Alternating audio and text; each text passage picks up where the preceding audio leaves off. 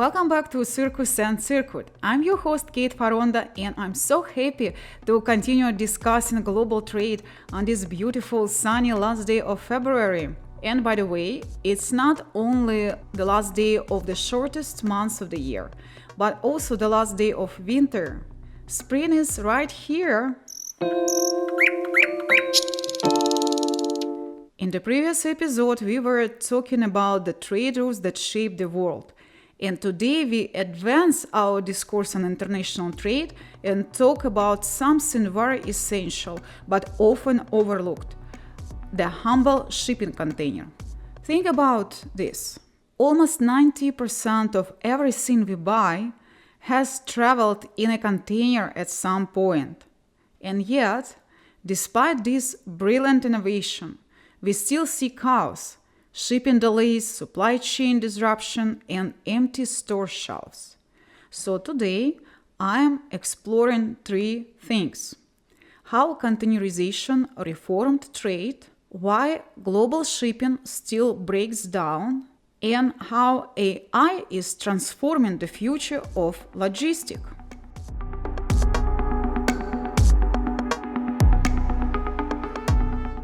Before containers, global shipping was a slow, messy business.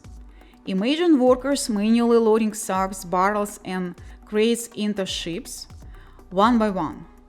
It could take weeks to fill a single vessel. Then, in 1956, a trucking entrepreneur named Malcolm McLean changed everything. Instead of handling cargo pieces by pieces, he introduced the uniform shipping container, a metal box that could be moved seamlessly between ships, trucks, and trains. This innovation eliminated the need for labor-intensive, piece-by-piece cargo handling and drastically reduced shipping time and cost. The first major test of this concept came with the Ideal X. What is Ideal X? The Ideal X was the world's first container ship, a converted oil tanker. So initially, it was oil tanker. It was owned by McLean Sea Land Service and made history on April 26, 1956, when it sailed from Newark, New Jersey to Houston, Texas, carrying 58 shipping containers. This wasn't just a shipping experiment. It cut costs by 90%. The world took notice, and within decades, containerization became the backbone of global trade. Today, more than 90% of global trade relies on containers. Today, containers come in several sizes, but most common parameters follow the ISO, which is International Organization for Standardization, standards to ensure global compatibility, so they have to be compatible to each other. The most common sizes: 20, 40, 45-foot containers, and there's four main types of specialized containers. Refrigerated container that used for temperature-sensitive goods, open-top containers that designed for oversized cargo, flat rack containers that have collapsible sides for heavy equipment, and finally tank containers that used for liquid cargo like chemicals or food grain liquids. So, to outline, the Ideal X was a game changer that reshaped supply chains and globalizations as we know it today. It brought faster shipping, lower costs, explosive growth in global trade.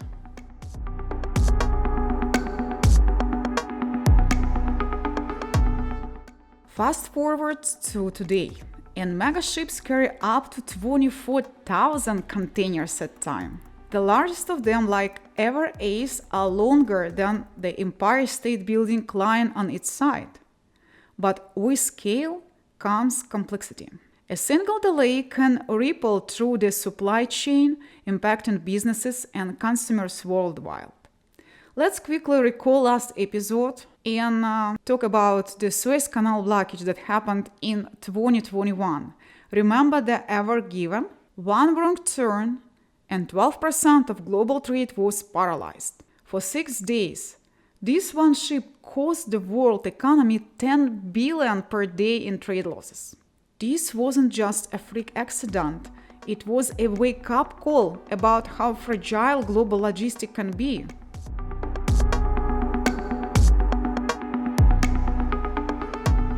If containerization made trade so efficient, why do we still see supply chain breakdowns?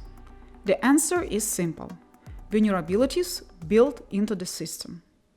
None system is perfect, right? What are the problems here? Allow me to refer to COVID-19 pandemic disruption from 2020 to 2022.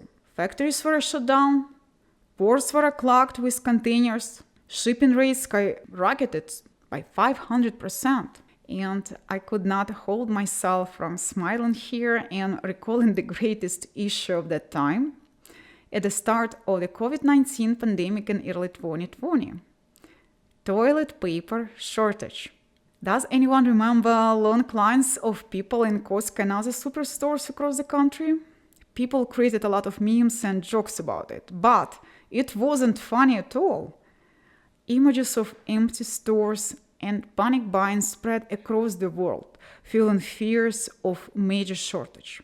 But the real issue wasn't that we were running out of toilet paper. It was that the supply chain couldn't adapt fast enough to the shift in consumer demand.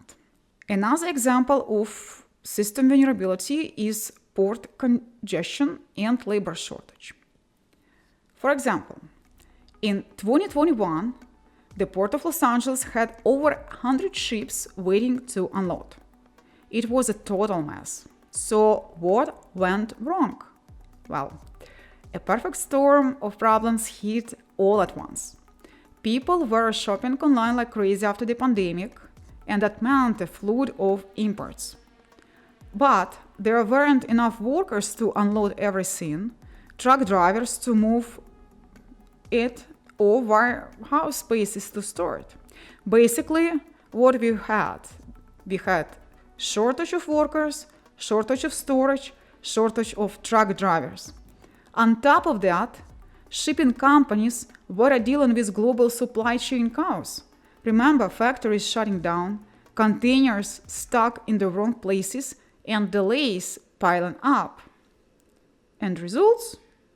A massive traffic jam at one of the busiest ports in the world. Months of shipping delays and price spike everywhere. One more issue: imbalances and hoarding. After pandemic, empty containers pile up in Western countries, while Asia faces shortage of containers. In other words, exporters from Asia simply couldn't load products, while Western companies had container storage issue. Also, shipping companies raised fees, squeezing smaller businesses. Many small logistic companies, brokers, agents got out of business during that time. Finally, geopolitical risks. Trade wars, sanctions, and conflicts. Unfortunately, there are many ongoing conflicts in the world today, but I'd like to mention three that support my claim about influence of geopolitical risks on global trade and supply chain. First of all, it's US-China tariffs that have shifted global trade patterns. Then, it's the Russia-Ukraine war that disrupted grain and energy shipment. Actually, this one I would love to discuss separately. Maybe I will share my experience as a separate episode or write an article, because, as usually during the chaos and uncertainty times, many scammers came on the market. And a lot of small and mid-sized trading companies were affected by losing times, money, and reputation. Worth to discuss. Lastly here, attack in the Red Sea happened in 2023-2024 that forced ships to take longer, costly routes. In episode 2, we touch a bit US-China tariffs and Russia-Ukraine war, so let me briefly stop on Red Sea conflict. The attacks in the Red Sea 2023-2024 forced many ships to avoid the Suez Canal, one of the world's busiest trade routes, and take a much longer, more expensive path around Africa's Cape of Good Hope. These attacks, mainly by rebels in Yemen, targeted commercial vessels, causing major security risks. As a result, shipping companies had to choose between risking attacks or retouring, which added extra fuel cost, longer delivery time, and higher prices for goods.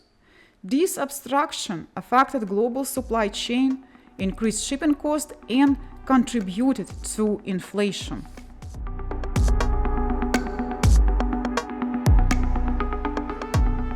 So, how do we fix this? The answer may lie in artificial intelligence and automation, which is our future, right?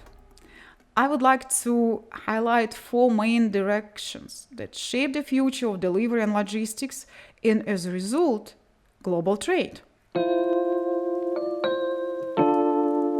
Number 1 is AI-powered predictive logistics. AI algorithms analyze weather, port congestion, and supply chain data to predict and prevent delays. Companies like Flexport use AI to reroute shipments in real time, and this is great.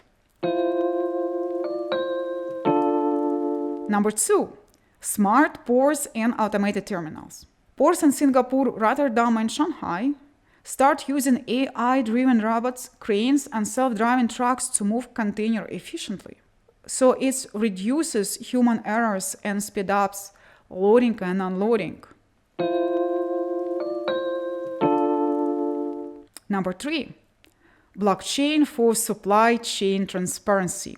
Maersk and IBM's TradeLens try to digitalize shipping records to reduce fraud and delays by using blockchain. However, this project was shut down in 2022 due to several challenges.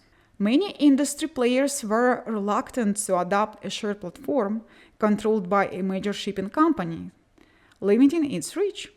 Integrating blockchain with existing logistics system is complex, and without widespread adoption, the network couldn't deliver its full benefits. Additionally, high operational cost made it difficult to sustain. Despite its failure, blockchain technology still has strong potential in trade, finance, documents verification, and custom processing. It's areas where security and transparency are essential. Finally, number 4, green shipping and AI-optimized routes. AI helps ships find fuel-efficient routes, reducing carbon emission. And last year, 2024, the IMO's carbon tax regulation was introduced, and it pushed for eco-friendly innovation even further. For example, Amazon and Walmart use AI to optimize warehouses, storage, and distribution, optimize distribution, and it's cut delivery time.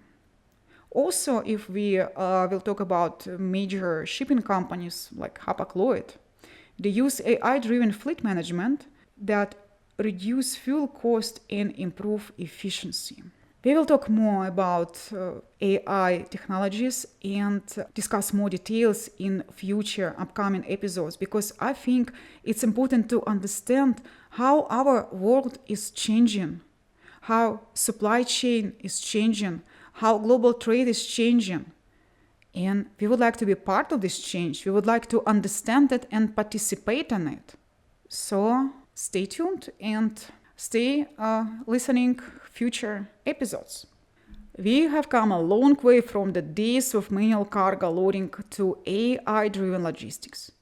But shipping still remains vulnerable to human errors, global conflicts, and economic shifts. So it's a long way to go.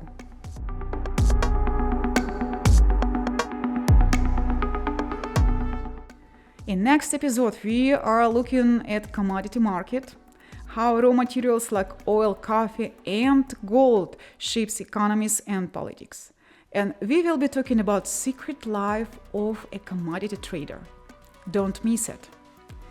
If you enjoyed this episode, share it with a friend, subscribe, and leave a review.